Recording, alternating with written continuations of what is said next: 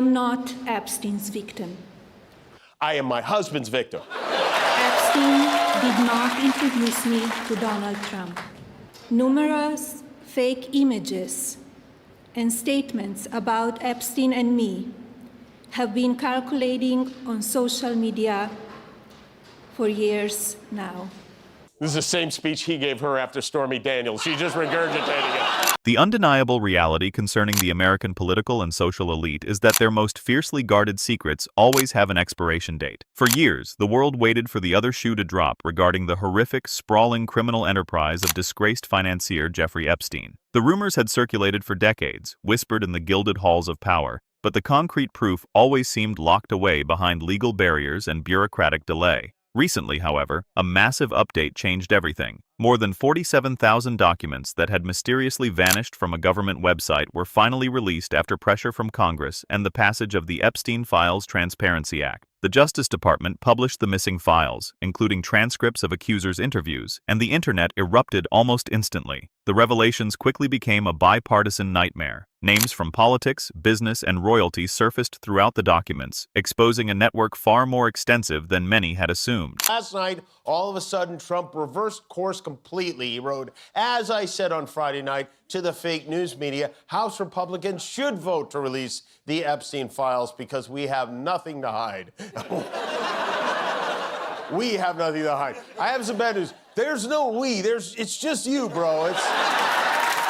On television, Jimmy Kimmel addressed the moment with sharp clarity, pointing out the pattern that seemed to unite nearly everyone involved. Powerful individuals connected to Epstein all offered the same explanation. They barely knew him. Some claimed a single meeting at an event. Others admitted to flights but minimized any real connection. Kimmel highlighted the contradiction, noting how the phrase barely knew him seemed to carry an impossible weight when repeated across so many names. Many of these figures had built reputations on integrity, yet the documents suggested long-standing access and familiarity. As attention intensified, Donald Trump's name became a focal point. Reports that it appeared thousands of times across documents and emails triggered a rapid shift in his public behavior. This is an effort to distract us from the fact that Trump's name, according to one of the congressmen who just reviewed the unredacted files, Jamie Raskin, says he did a search. He said Donald Trump's name appears more than 1 million times, which is a lot of. There's only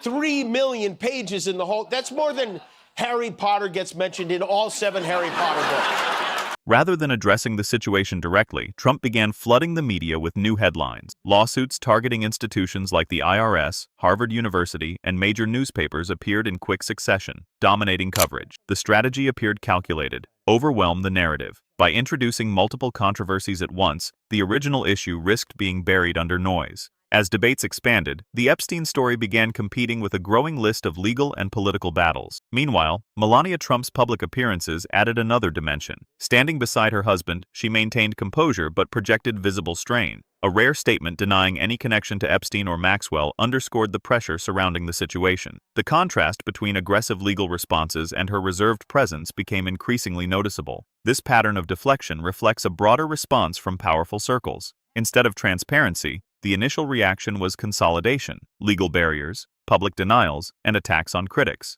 Yet the scale of the released material presents a challenge that cannot easily be dismissed. Released thousands of files that did not have the names or photos of many of the victims redacted, but they did do a pretty decent job of redacting the names of the victimizers. There are many disturbing accounts of questionable activity in emails, notes, text messages, etc., and about a lot of famous people, including Bill Gates, Steve Bannon, Richard Branson, and of course Donald Trump.